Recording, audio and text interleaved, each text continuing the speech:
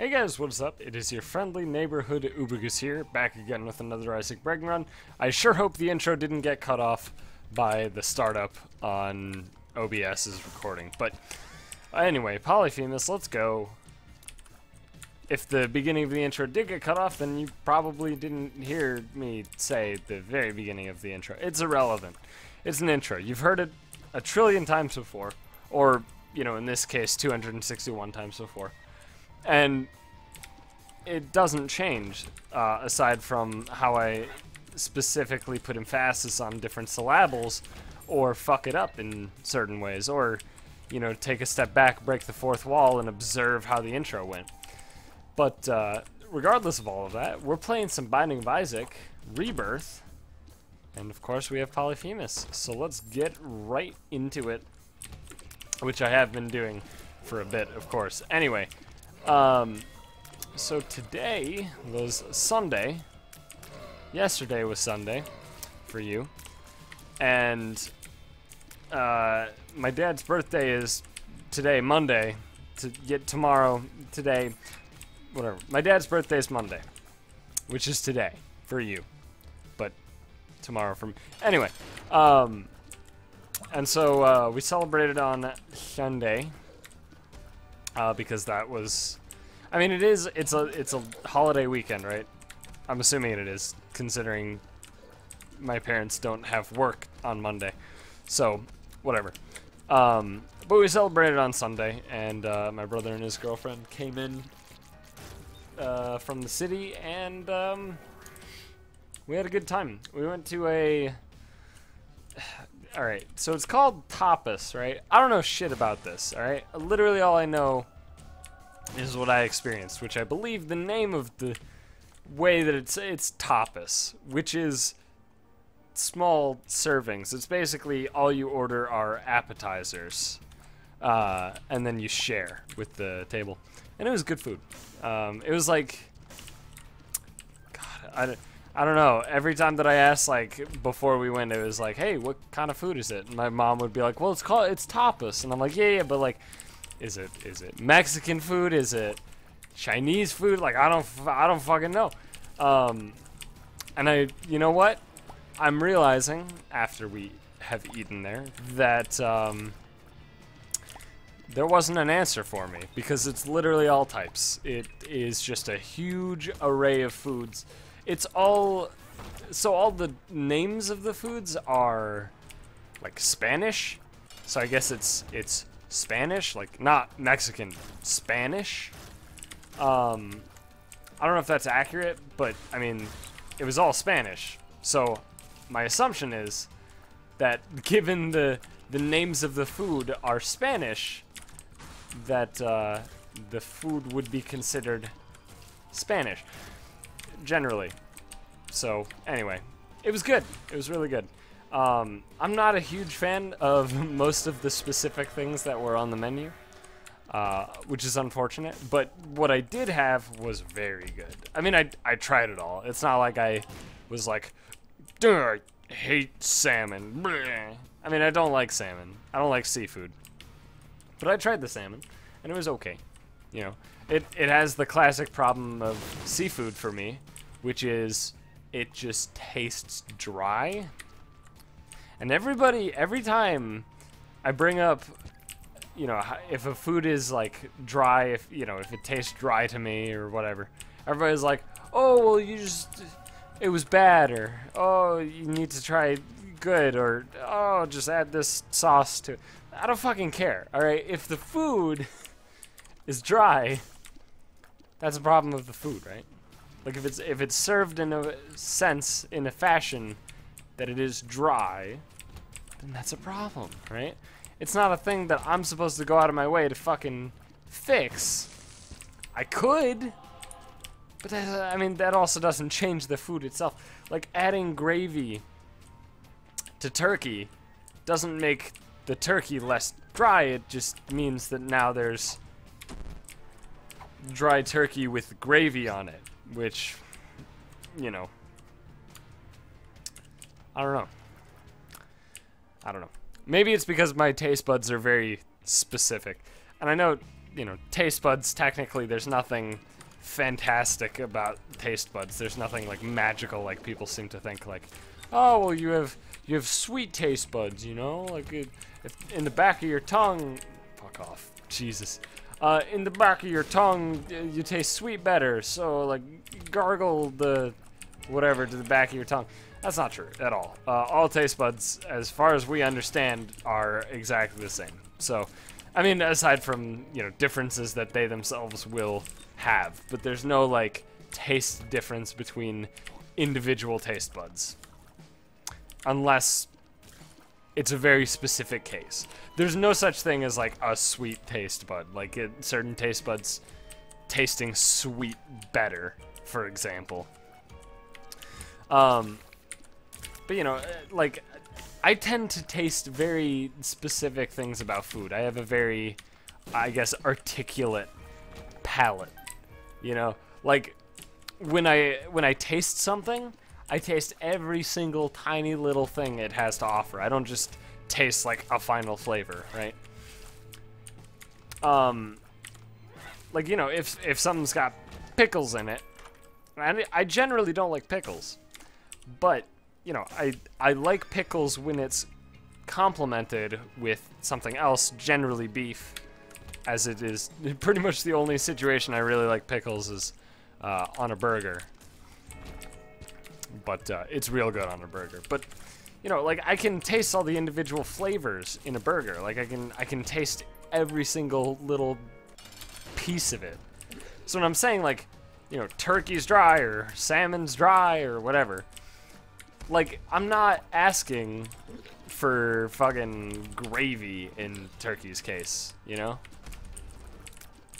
Like, the gravy doesn't change the turkey being dry, it literally just adds gravy, you know? Like, it's still, you have dry turkey and gravy, that's all you got.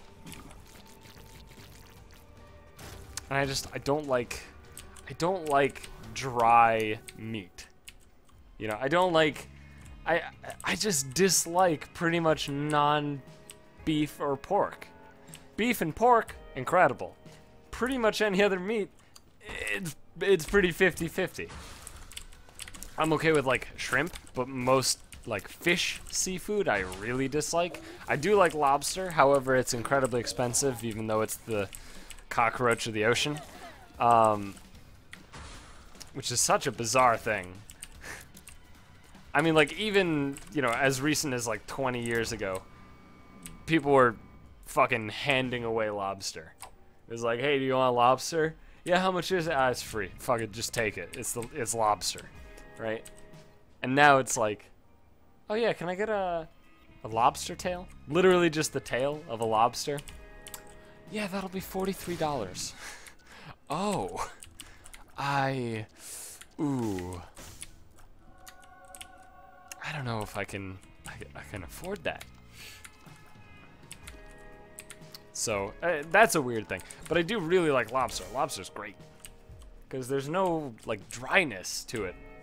And the thing is, lobster, which is normally served with, like, a lemon slice, is super fucking good with lemon. Like, it complements, I guess, the citrus so well.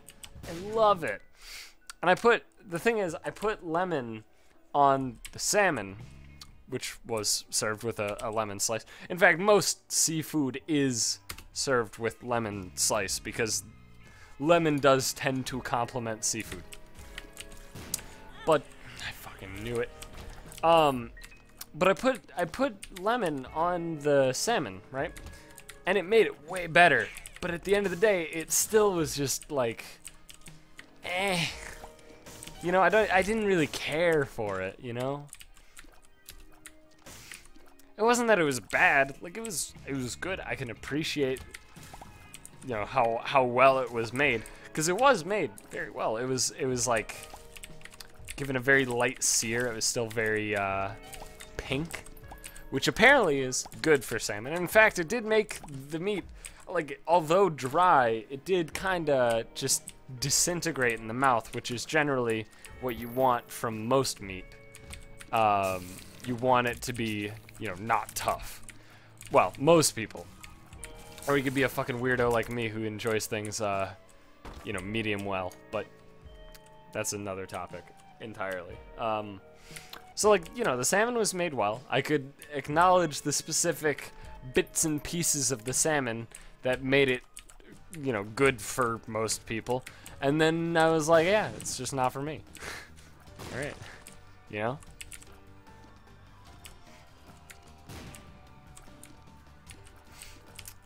And it's so weird because, you know, when you think about describing food and stuff, you feel like a food critic in general, you know? Like, oh, this thing, you know, it complemented this really well, or this was just overdone, you know, stuff like that, right? It makes you feel like a fucking food critic. And then I'm like, yeah, but I probably couldn't be a food critic because of the amount of food I dislike. There's a lot of food that I dislike. I forgot I had AAA battery. Whoops. Like, there's a lot of food I dislike. There's a lot of food I like, but I don't know. I'm a very, like, comfort zone eater, you know? Like, if a food is within my comfort zone of food, so if it has beef in it, that's pretty much it. If it has beef in it, hell yeah, I'll eat that shit all day, you know?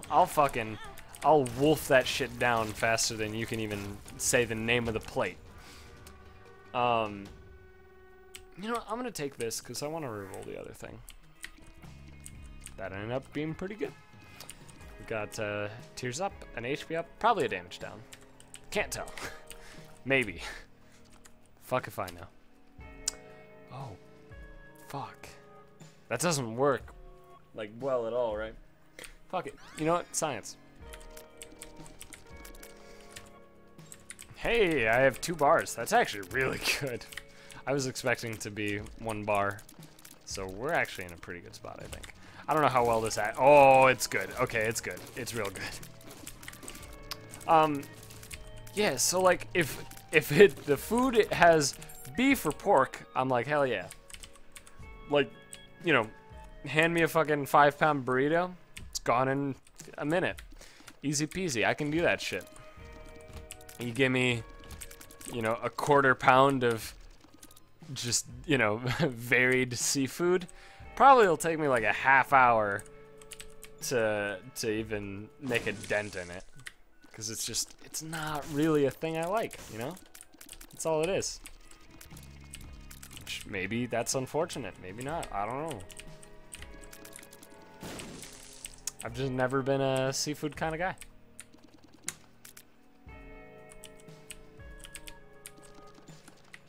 Oh, also, chicken is so fucking weird for me. I am, like, on the fence doesn't even begin to describe my relationship with chicken. It's so weird. It's so, like, specific because I like chicken. It tastes good. However, grilled chicken just is an ugh. It's like trying to fucking swallow sandpaper. Oh, you just didn't have good grilled chicken. Listen, motherfucker. I hate the goddamn no true Scotsman bullshit, alright? Knock it off. Mr. Strawman. I don't approve of that shit. No, seriously. Like, I fucking hate that. That's why, like, every time I talk about food that I like or dislike, everybody I'm talking to is always like, yeah, but you didn't have good insert food here. No, motherfucker. Alright, listen to me. I had the same goddamn shit that you were praising, alright? Maybe not literally, but fuck it, dude. That's such a flawed argument. I mean, it literally is the no true Scotsman fallacy. Which, if you don't know, is essentially, like, I don't actually know where it originates from, but it's basically like, oh, this person who is exactly, you know, they exactly exemplify or epitomize us aren't part of us because of this negative thing, right? So, like, you know, no true Scotsman would fucking, I don't know, wear that color kilt with that bagpipe or something. Was that stereotypical enough for you? Anyway, It's basically used in circumstances where the picture that is being painted by the people of a group differs from the actual group in such a way that they feel the need to explain to you how the person who does paint the accurate picture is not, you know, no true Scotsman. At least generally. Sometimes it's just literally, you know, it's not even the same, or it's not even the correct picture being painted. It's just kind of like a thing. But it's basically like, you know, this person disagrees or is bad, thus they could never be a true Scotsman. And that fucking argument, you know, extends to all walks of life and everything. And no matter where it is, it's a fucking logical fallacy. There's no two ways about it. And it's the same thing with fucking food and wine and whatever else that people like to, you know, they themselves like, so they feel the need to make sure everybody else likes it as well. Sweet Jesus, yes. Thank you, Lord. And then we can reroll our item room, which is shit, so, alright. But yeah, like when I say, I don't like sushi, what kind of sushi do you have? I don't know, like a California roll, probably? I don't fucking know the names of sushi, it's a food I don't like. Oh, well that was just, you didn't have good sushi. Fucking no, I did, I had fine sushi, alright? I just don't fucking like sushi. I don't have to like the same things you like for us to interact with each other. It's not a weird thing. In fact, it would be weird if everything that you liked I also liked. That'd be fucking weird.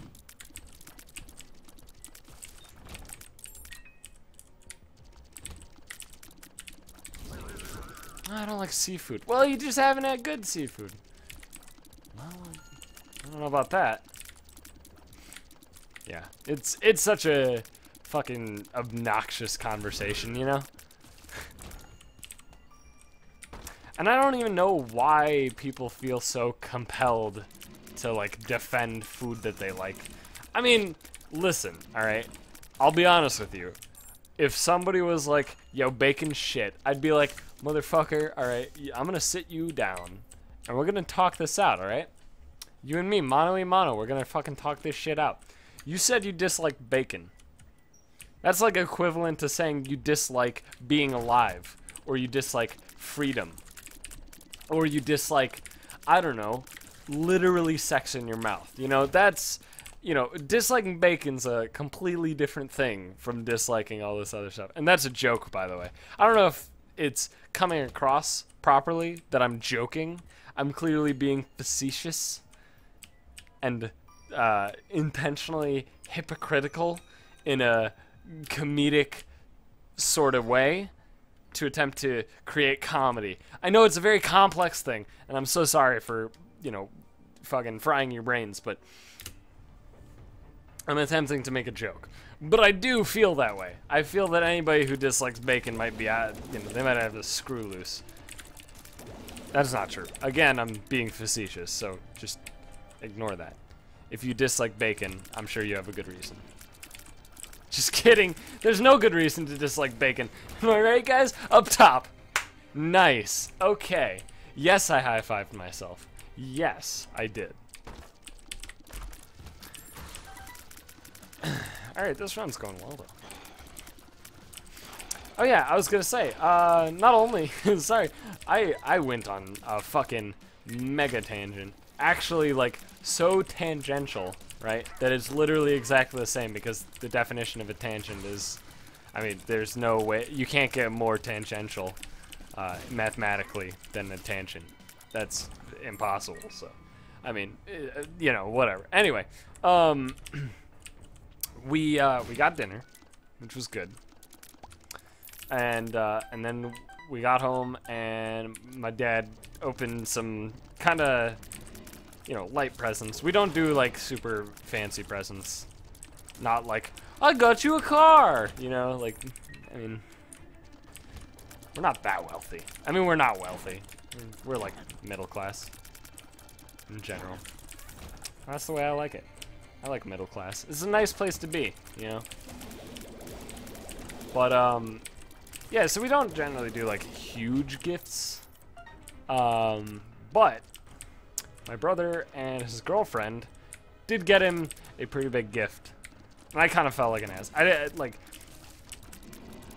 I generally don't have the most money, so I try to do more, like, sentimental gifts, you know? Basically, I cheap out. But, like, you know, it's not that I cheap out because I dislike the person or anything like that. I cheap out because, you know, if I pay, like, 50 bucks for a gift, well, there goes my bank account. But, you know, and there's a lot of gifts to purchase. But, yeah, so they got him Settlers of Catan, or I guess it's just called Catan now. Which, if you haven't played, do it. Find a friend. I'm sure you have a friend who has Catan. If you don't have friends, I'm sorry, but everybody knows a guy who has Catan. And if you haven't played Catan and you know someone who has Catan, fucking play that shit. You won't regret it. It is one of the most compelling board games that exists, if not the most.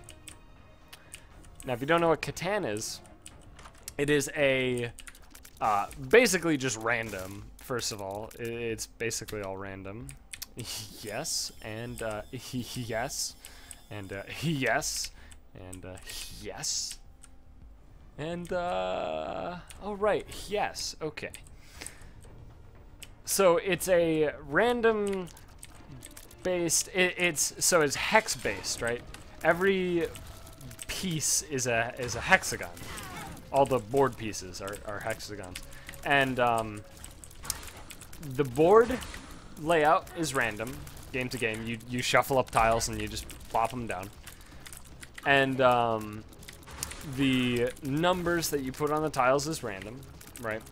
And so basically, well, the numbers are kind of, I guess, seeded. They're not really random, actually. They're very deterministic. But anyway, the whole game is resources.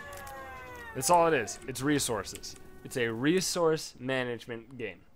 The goal of the game is to get 10 victory points. You can get victory points in a lot of ways. Everybody starts with 2 settlements and 2 roads and roads have to be adjacent to settlements or roads that you possess, and they cannot be through other players' roads or other players' settlements, and so you can block people on the board and shit like that. And basically, your settlements are on corners of the hex pieces, right? So generally bordering 3 hexes, and it's really cool because whenever you roll the dice, everybody on their turn rolls the dice, and then everybody who has a settlement that is adjacent to the rolled number, so the hexes have numbers. So let's say you roll a 6, right? If you are adjacent to, let's say, a forest tile with a 6 on it, you will get a wood. Easy peasy, right? Very simple, very understandable. Every time somebody rolls a dice, everybody who's adjacent to the number rolled gets the resource that is under the number. And you need certain resources to build certain things, to build settlements, to upgrade them to cities. And the goal of the game, of course, 10 victory points. A settlement is worth 1, a city is worth 2. Roads are worth none on their own, but if you have the longest road, you get 2 victory points. And there's a lot of other shit. Super, super interesting. There's so much strategy you can involve. And at the end of the day, regardless of the amount of strategy you do employ in the game, it is still random. Meaning, a new player can win. And that's not a bad thing. In fact, it's a good thing, especially with a board game. You know what? I'm going to spend a key, because I didn't want to wait for the gloop to dissipate.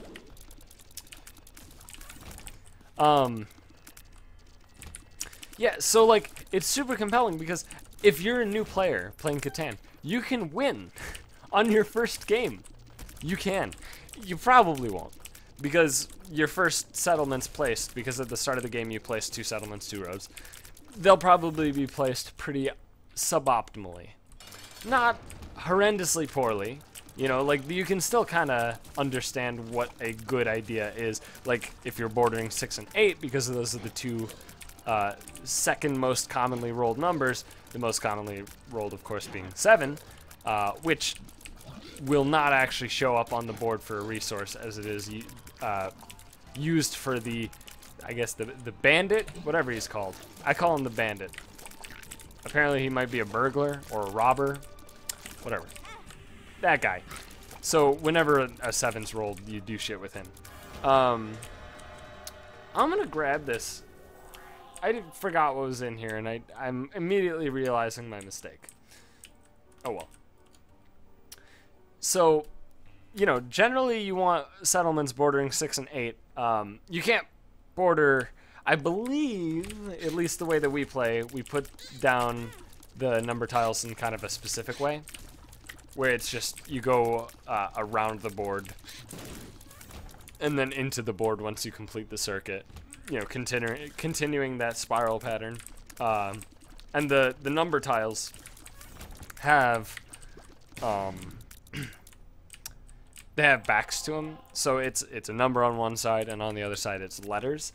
And so we just go, you know, A, B, C, D, you know, whatever, alphabetical order in that spiral pattern, and it seeds the numbers in such a way that you won't get, you know, 6 next to 8, or 2 6s next to each other. And you can do it a bit more random, you know, if you want. Like, it's a board game. You're not literally forced to do it a specific way, which is cool. But it's so cool because there's so much strategy involved, even with the first settlement placement in the game, that, like, every time you play Catan again, you can just tackle it with a completely new strategy. And every time, it'll feel like you have a good opportunity to win. Maybe not every time. Maybe if you're the weirdo who goes for explicitly roads to hold on to the longest road perpetually, and then you never build settlements and never get fucking resources, then yeah, I mean, you'll probably not win, and you probably won't feel like you were gonna win, but fuck, dude, you got those 2 victory points, huh? Yeah, it's such a cool game. And so that was my brother and his girlfriend's gift to my dad, and we played it, and he loved it.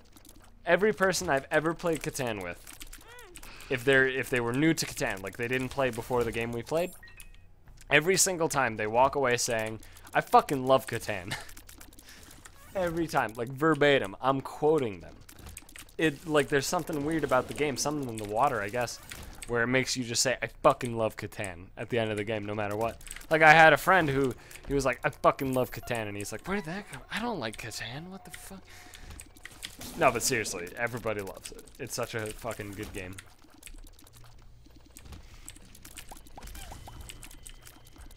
It's really enjoyable. Again, if you haven't played Catan, find the person that you know who owns Catan and play it. And if literally nobody you know owns Catan, go to like your local game store. You gotta have one. Everyone's got one. See if they have a board game area where you can just play board games. Because a lot of local game stores do in fact have those areas in the store. And see if they have Catan. And if they do, fucking play it. Alright? There you go. Easy peasy. That's your homework. Play Catan. I fucking hate you, Chubb. You sack of shit. You sack of disgusting filth.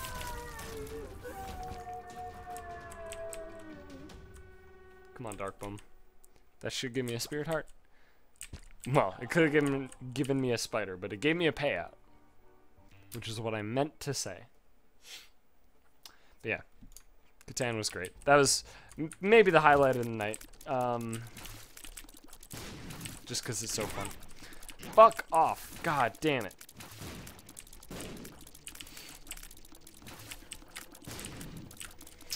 Also, in other news, I will be starting the World of Warcraft leveling series soonish. I don't know. It depends when I get a chance to do it. At the moment, I got stuff going on, so we'll see how well it works out. And also, I'm trying to lay off specifically computer games that require a mouse for a bit, because I'm starting to see early signs of what could be carpal tunnel, and I would like to avoid that. So I'm going to listen to my body and, you know, lay off a little bit. I mean, I'm not going to just, you know, quit fucking computer games cold turkey. Fuck that shit. But I am going to try and pace myself a bit better than usual. Not like binge, you know, like 7 hours of World of Warcraft or something. Because I do not want carpal tunnel. That is not a thing I would like. But you know what? If it happens, it happens. I don't know. I wouldn't say that I'm a person who believes in fate, but at the end of the day, I'm like, yeah, whatever. Fucking shit happens. If it happens, it happens. You know? Like, I take a very, like, fate-like approach to things, you know? Without actually being like, well, it was fated for this to happen, so... You know, I'm not one of those crazies, but... You know, I mean, whatever. Shit happens. You live one life, YOLO, etc. So fuck it. I don't say YOLO in such a way that I'd be like, YOLO, and then walk out in front of traffic or something. Because, I mean, you know, if you only live once, then wouldn't you not do that?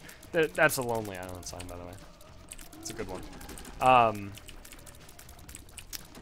But yeah, I legitimately have never understood it. Like, blah, blah, blah. I have thought about that, how the phrase YOLO is said, it's so ingrained in our, fuck, what kind of culture would you call it? Shitbag culture? Like Jersey Shore-esque culture? Like, it's so ingrained in that culture, and it's like an excuse. I fucking hate this fight. It's like an excuse to do dumb shit. And it's like, well, that doesn't make sense. If you logically think through the steps of, well, if I only live once, then I guess I should just walk out in traffic. Like, I get it's supposed to be like, oh, well, you only live once, so you might as well live life to the fullest or whatever. But, like, don't be a fucking idiot about it. Don't be a right fucking twat. Shit.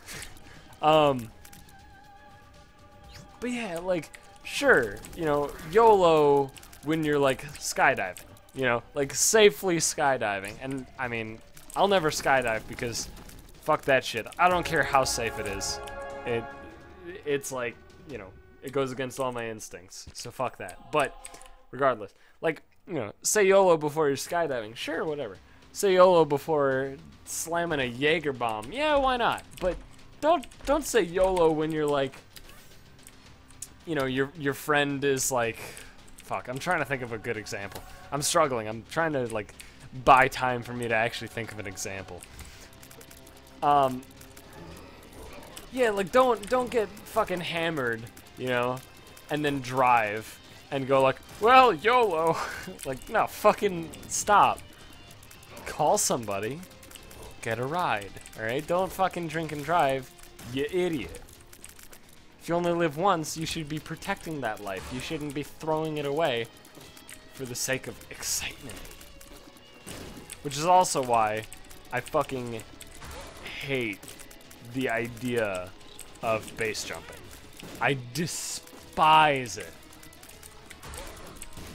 I understand it's a thing people are gonna do, and I can't stop them, and that's fine and all. But, like, holy shit. Of all of the things in the world that you could do, you're making the decision to you know, do a short distance fucking free fall. You know, I mean, like, that's it. Like, I don't even have to add more description. That sums it up. Fuck that shit. I mean, like, there was like a video. I didn't finish watching I started watching the video, right? And I heard about the video. I started watching it, and then I was like, nope, can't do it. It was probably on, like, Live Leak or something, but some dude was base jumping, you know, down a mountain with, like, a wingsuit. And those people are beyond fucking nuts. I'm gonna actually take this because this seems pretty sweet. Those people are beyond fucking nuts. The like wingsuit down a fucking mountain people. Those people got more than just a single screw loose, I'll tell you that. But yeah, so the guy was doing that, which is fucking nuts. And you know, obviously, when you're fucking nuts, the best thing to do is try and get as close to this mountain as you physically can while careening towards the earth at 60 plus miles an hour. And so the guy gets really close to the mountain and fucking hits it, and his entire body gets just shredded and he dies, like, instantly. And there, you know, of course he had a GoPro, so the footage exists. And I, like, started watching the video, and this was, like, years ago, so, I don't know, I'm sure everybody's seen it by now, or whatever. But, like, I started watching the video, and I was like, yeah, no, no. I can't watch other people kill themselves. Can't do it. Sorry. Not for me. Not my cup of tea. I mean, I get squeamish at, like, you know, the videos of, like, football players or boxers or MMA fighters, like, breaking bones. Ugh. I couldn't handle somebody, you know, dying. Literally dying on video. Especially, you know, via, like, an outward physical fashion. Such as slamming into a mountainside while speeding faster than a fucking car. Yeah, no, not for me. I like incredibly exaggerated gore in movies. I think that's pretty good. I think it's a comedic, not even a comedic. It's just like a way to, you know, separate it from actual gore. So like in the movie Drive, which is a movie I saw very recently, there is a bit of gore. Not a huge amount. I mean, it probably takes up, like, you know, less than 0.5% of screen time, but it exists. And the thing about the gore is that it's super exaggerated, right? It's not, like, real gore. And hopefully I'm not spoiling anything. I shouldn't be. This isn't really a spoiler. I'm just, you know, elaborating on the violence. But there's a scene where a woman gets shot in the head with a fucking gun. I mean, I think it was a shotgun. I wasn't really paying attention to the specific variety of gun. But, you know, she gets shot in the head. Oh, God. And, like, you know, her head, instead of it just being, like, gunshot, exit wound, blood splatter, which would be much more realistic. Is that even good? I'm going to take it, because fuck it, dude. You know, because a realistic representation would be gunshot, you know, entry hole, exit hole, blood splatter, probably brain matter and bones and shit splattered with the blood and whatever. But instead of that, like, her head transformed into a fucking, I'm gonna die. I died. Wow! I can't even believe it. Anyway, her head, like, turned into a fucking, like a silicon mask, like a full head mask filled with, you know, red food coloring, and it just, you know, it whoops, it got torn to shreds. I'd speak with my hands a lot, and I smacked the mic stand. Anyway, hopefully it didn't freak out. But yeah, so it's just like, you know, the silicon just, like, tears to shreds and the blood is everywhere, and, like, that's fine because it's not real gore. But the second you show me real, I guess you'd call it gore, but, like, actual things happening to people, like breaking bones and shit, I'm like, ah, yeah, no. You know, that's basically my reaction. Anyway, how did I fucking fuck this one up? I fucked it up real bad. I mean, I got pretty brutalized by the past few rooms, so I don't know. Anyway, whatever. I hope you enjoyed that episode, even though I fucking died on the chest. It was a fun run. I enjoyed it. That was a really cool one, actually. I got Soy Milk, Technology, Polyphemus, and Ipecac all in one run. Very weird. But thanks for watching. Again, hope you enjoyed it. If you did, please be sure to leave a like and do all that wonderful stuff. And I guess I'll see you guys in the next episode, which might also be accompanied on the same day with a World of Warcraft leveling episode. We'll see. I don't know. I don't want to make any promises about it yet, but there will be that. And also look out for more Hearthstone content, because hopefully I'll be playing more of that and I can record some of it. Of course, that's a lot of games to play. And with other shit also going on, it makes it a bit more complicated. But I'll do my best to keep up the, excessive video content for you people who listen to this shit as like a podcast while you're doing other shit. Maybe while you're working. How dare you? Why, you should pay attention to your work, you monster. Anyway, thanks for watching. I'll see you guys in the next one.